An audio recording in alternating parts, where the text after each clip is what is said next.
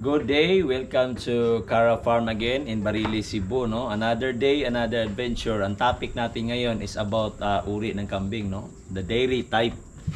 So, dito sa farm ko, meron akong tatlong type of dairy goat, no? Nandyan yung unang-una, ang Anglo-Nubian, sa anin, at saka yung mga Lamancha, yung mga walang tenga, no? At actually, marami pang dairy goat na available. Hindi lang dito sa Cebu, no? Wala tayo niyan. Actually sa ibang bansa, no, sa Amerika, meron silang Alpine, Tagging Bird at Oberhasli. Meron sa Luzon yan, Oberhasli. Pero yung dito sa farm natin is tatlong type lang ng dairy goat, no? So unang-una, ito yung Anglo-Nubian. As average sa Anglo-Nubian dito sa farm ko lang, no, dahil sa theoretically sa record niyan, may umaabot ng 5 liters, no? Pero iilang kambing lang siguro yan, no? Katulad dito sa akin, ang pinaka-maximum na naabot ng Anglo-Nubian ko is mga almost 3 liters lang, no? Yung iba, hindi pa nga umabot ng halos, baka ano lang, 1.5, 1 liter lang, no? Pero in between, average niya is nasa 2 liters talaga yung Anglo-Nubian. About 2 liters. So yan yung pinaka so far na nagawa namin, na produce namin na genetic, no, sa ngayon na rotation ko dito sa farm, sa 4 years namin na in operation dito sa Cara Farm na ito. Ito na mga saanin, yung mga saanin is nabili ko, no, hindi original sa akin, pero meron na kaming na produce na hindi pure saanin, crossbreed na siya actually ng Anglo at saka saanin. So nagiging Anglo saanin na yung meron na kami dyan. So nagpo-produce na ng unang panganak niya is nakapag-produce na ng 1.5 liter, no, at maximum. So we expect na sa pangalawang lactation period niya is mag-i-increase pa ito, no, 2 liters pataas.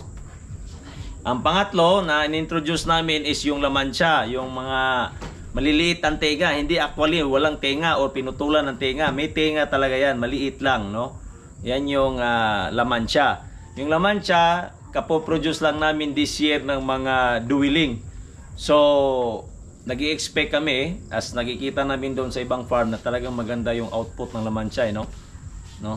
In terms of quality, quantity. So, mataas yung rate ng production rate ng milk ng isang Lamancha breed na dairy goat. So, by the end of the year, end of the year na pala ngayon, 2023. So the following year, early of 2024, ibibreed na namin sila, no? So pagka umabot na sila ng 12 months or 35 kilograms weight, no, whichever comes first. So kasi hindi na namin masyadong hinihintay yung 18 months, although na maganda talaga resulta ng 18 months, kaya lang masyadong mahaba na yung time, no? At sa 6 months, 8 months, 10 months of waiting na mga anak sila, lalo mo pinapahaba plus pagbubuntis pa ng 5 months. So matotal halos maghintay ka na isang kalahating taon, no, bago ka makakita ng produce. So masyadong matagal, kaya doon na lang kami sa wait kami nagbabase, or 12 months. Dito na lang sa 12 months.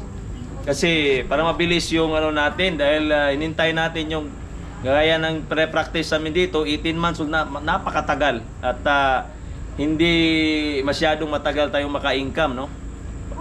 Pagdating sa gatas, at saka pagdating sa breed, kung magbibenta tayo, at pagdating din sa karnihe, no, yung mga lalaki nila, dahil maliit lang yung percentage sa babenta natin sila dahil nga crossbreed.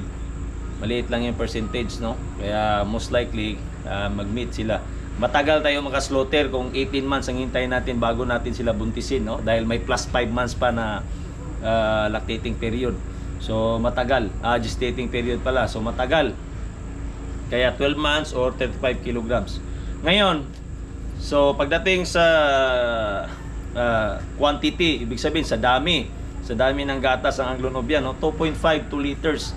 Yung sa anin medyo malaki-laki, no, kasi talagang volume producer sila ng milk. Yung mga breed na yan, yung kulay puti na kambing, no, na may matulis ang tenga, producer talaga sila ng gatas ng kambing, no.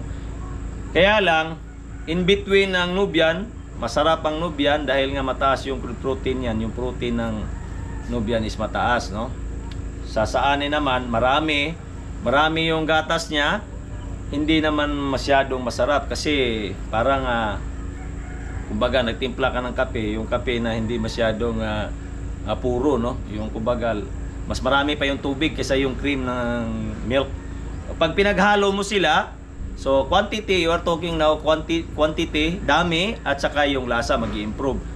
So pinasok namin yung lamansya kasi nga meron siyang quantity, marami-rami siya ng gatas, at the same time quality din yung milk niya. Hindi katulad ng saanin na talagang yung kumbaga madami yung water kaysa yung cream content ng milk ng saanin. Pero kung dami, madami. Pero kung pagdating sa lasa, tatalunin siya ng Nubian. In between nitong dalawa, Nubian at saka saanin, is yung lamansya. No, yan yung kagandahan. At saka pagka nanganak ng lalaki yung crossbreed na lamansya, Anglo saanin lamansya, automatic karne yan, no? In 10 months time, 12 months, karne na yan sila. So, meron ka ng meat, no? At the same time, dili, pagka nag-harvest ka na ng gatas doon sa dough, meron ka nang ibibentang gatas ng kambing, no? So, yun yung experience namin so far na in-insert namin yung lamansya. So, dahil nga this year last year kami nag-umpisa niyan. Ngayon sila nanganak, ngayon duwiling na, lumalaki na, pero sa nakikita namin guys, no, mas mabilis lumapad itong katawan ng lamansya kaysa sa mga Nubian kasi payat yung medyo sexy tapos mahaba, matangkad. Yung saanin, yung lamansya is in between siya ng Nubian at saka yung saanin. Talaga yung katawan niya hindi masyadong mataas, hindi masyadong matangkad, hindi rin masyadong malapad. Yung sakto lang. Mabilis siyang lumaki, kumbaga. Mabilis bumigat yung timbang. So, ayan yung mga dairy goats na alaga namin dito sa farm ngayon, no? At we are looking forward na dumami pa itong crossbreed. At the same time, siyempre, maparami pa rin yung pure na Nubian dahil kailangan nga pagdating sa mixing. At saka doon sa mga nag-uumpisa, I highly recommend sa inyo na pag-umpisahan nyo talaga yung dairy. Kasi sa dairy goats, tatlo na yung market na makikita mo, no? Meron ka ng pang dairy, of course, kasi nga dairy goat. So meron ka ng pang breeding dahil bibinta mo yung mga iba na hindi mo kailangan. Hindi naman kailangan umabot ka ng 1,000 heads. Napakarami na nun. So yung kaya mo lang, alagaan. Yung the rest, benta mo. The same time, mga yung lalaki na napakaraming daki din, karne. So meron ka ng meat, no? At saka masarap yung pagdating sa lasa, ibang topic naman yan. Depende lang sa kung gaano kagaling yung kusinero nyo. Kahit pa native yan, kahit pa importe yan, kahit anong breed pa yan. Kung yung kusinero nyo hindi marunong, wala ding kwenta, no? So nasa kusinero talaga yung sikrito.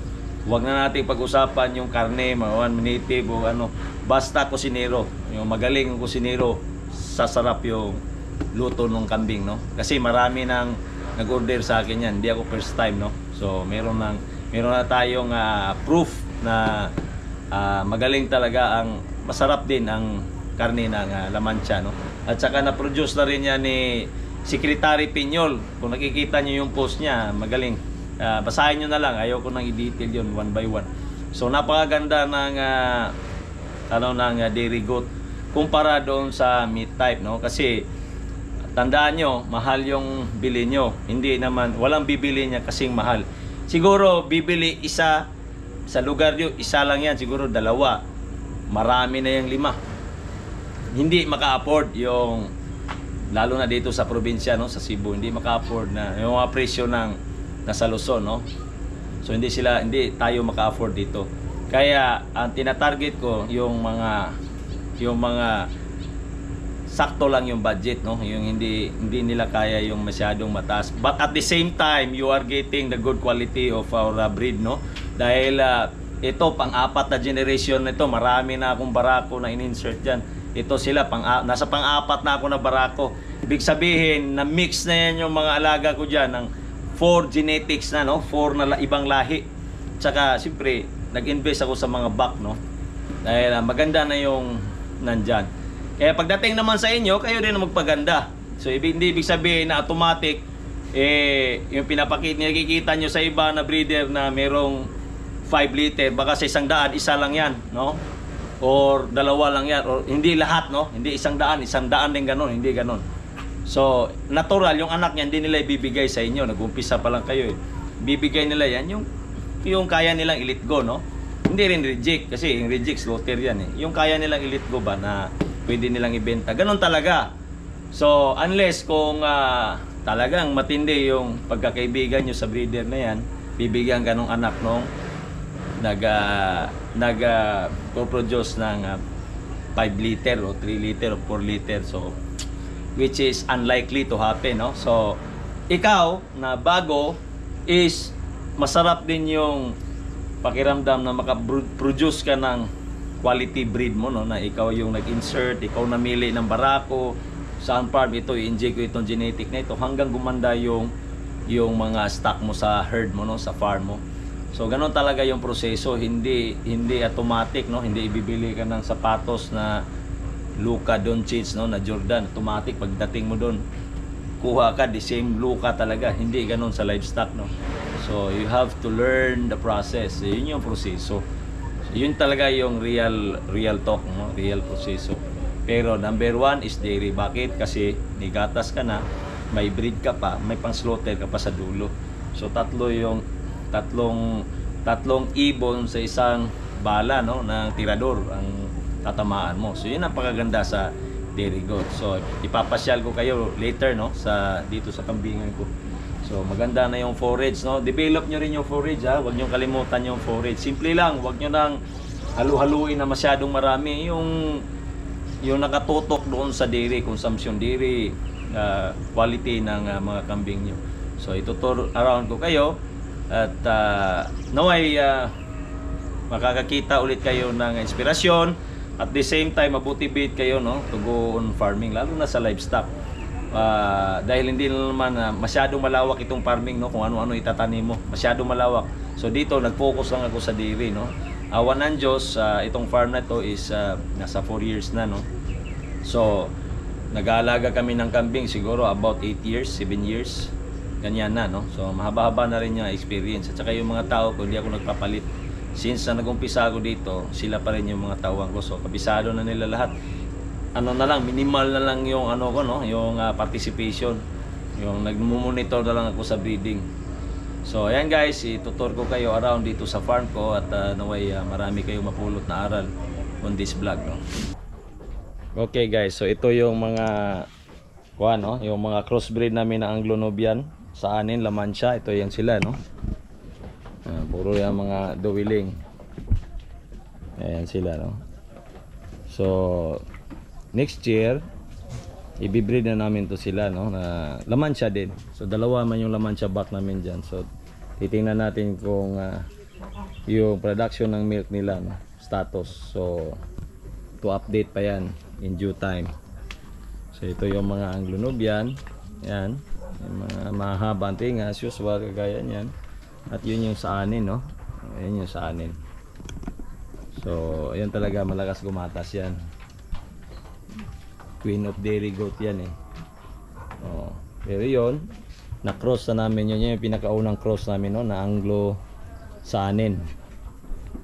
Gold white na Lapu-Lapu. Si Lapu-Lapu na back namin, kaya lang pinaretire namin yung si Lapu-Lapu, no? Wala na dito sa farm. Yan, itong tatlong to, yan yung Anglo at saka sa anin din. So maganda rin yung mga milk production ng tatlo, no. Yan sila, oh. Ito may Anglo sa anin ito, kaya lang lumamang yung brown kulay niya. Dito na yan na-produce sa amin. Yan, yan, oh. Yung mga sa anin breeds, no. So ito mga pure Nubian, yan sila, no, mga pure Anglo-Nubian. Produce na namin yan, no. Anak ni ano to, Lapu-Lapu. Isang gold white line na genetic na mga kambing. Yan. Yan, ito si Clay, Tamris line na Agabak, yan.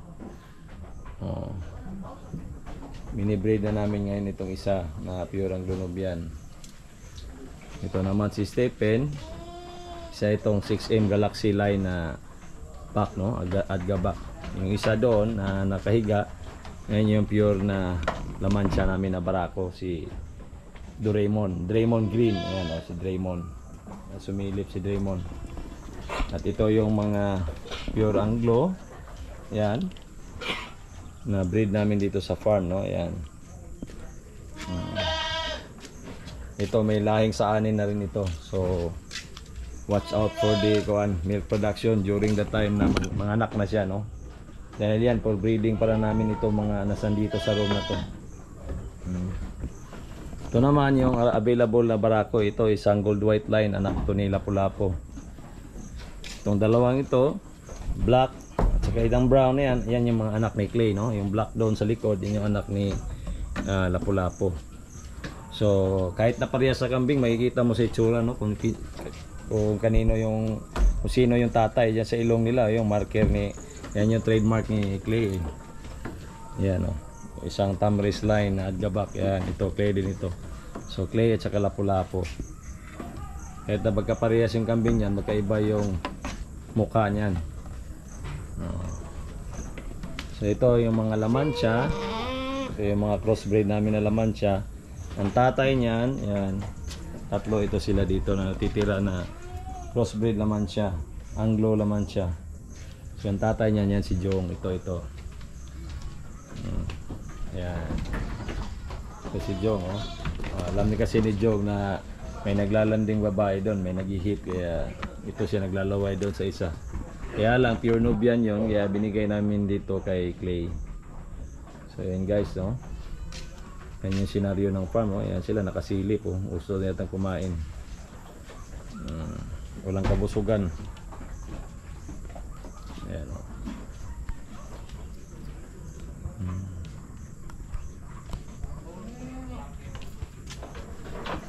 Ayan, pure Lamancia. Ayan, oh.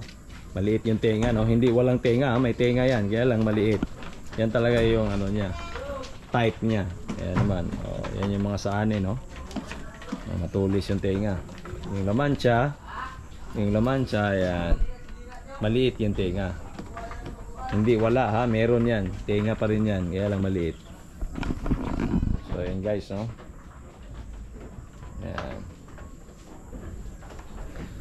So tingnan natin doon sa kabilang building dahil nandun yung mga naka-schedule na ng mga anak, no? Okay guys, so nandito tayo sa building kung saan sila paanakan namin, no? For the first 3 months dito sila hanggang mawala yung mga kambing nila. So ayan guys, yan, devastating. Ito mga anak na, pero malapit na tingnan nyo yung mga anak, no? Ang lalaki, no? So kung interesado kayo sa mga kids nito, just message us sa Cara Integrated Farm. Ayan guys, yan na yan. Ito Lamancia na crossbreed, pero sa amin na na-produce ito, no? Yan. Ito sa anin. Ito pure Lamancia. Ayan guys, ito pinakamaldita dahil may sungay pa. So yan, pure Anglo Nubian. Ang gaganda ng anak nito, puro na naibenta. Yan yung kids, no? So dinidihor namin sila, katulad niya, no? Tulad ng mga kids na yan, ididihor niyan. Yung dehorner na box nila, ito yun. So ipapasok sila dyan, papasok sila dito at lalabas yung ulo nila at may pang dehorn kami. Yan yung kahon, no? So may sungay talaga lahat yan, kaya lang dinidihorn namin. So nandito yung pantihorn, kung dito bali na kayo nila yun dito. So ito yun. Yan guys, no? Ito yung pampatag, no? Tingnan nyo. So flat dito sa end, no? Tsaka yun yung dyan na binabaga, no? Itong dehorner. Yung isa naman, ito yung may butas, no?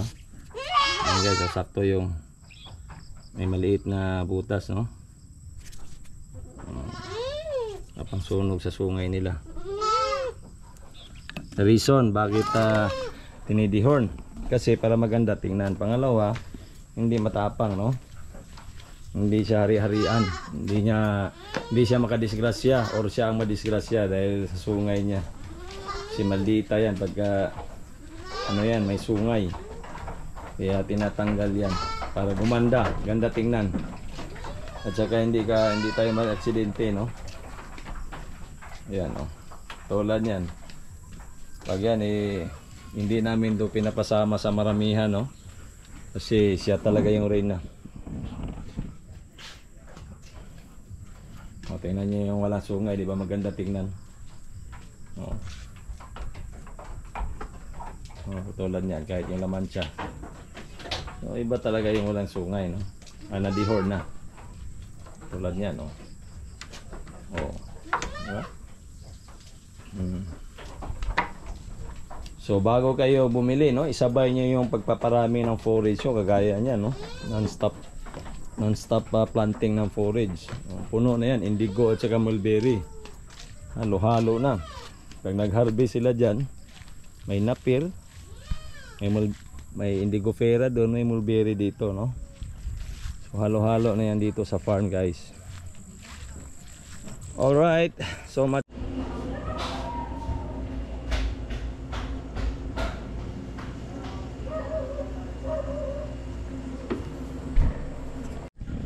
Ayan guys, no, dito lang sa gilid ng bahay ng farm namin, no. Ayan, no, kita nyo yung indigo at saka ayan, no, indigo fera at saka mulberry, no.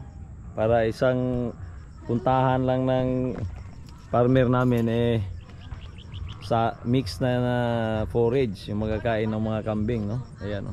Hanggang doon yan sa baba.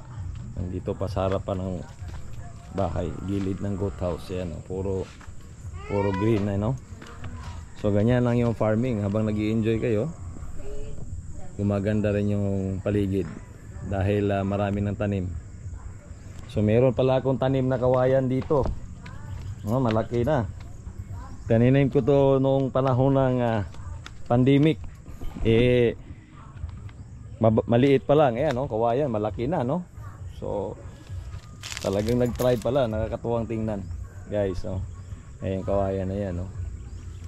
Tinanim ko yan noong 2020 habang nandito kami nakatira, no. Habang dito kami nagpapa quarantine noong time na yon, iwas doon sa syudad. So ayan guys, may mga saging na, no. So ang dami ng tanim kumpara nung 4 years ago. So meron na kaming shade din, kahoy. Pagka sunset kasi tapat mismo sa bahay kaya mainit. Maksaya sa aircon, guys, no. Ayan. Ayan yung Cara Farm. Ganun na kasimple. Habang nag-i-enjoy ka doon sa farming, no.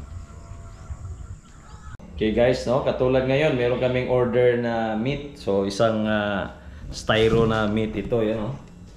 So ayan, ayan yung mga product. So sa kabila gatas naman.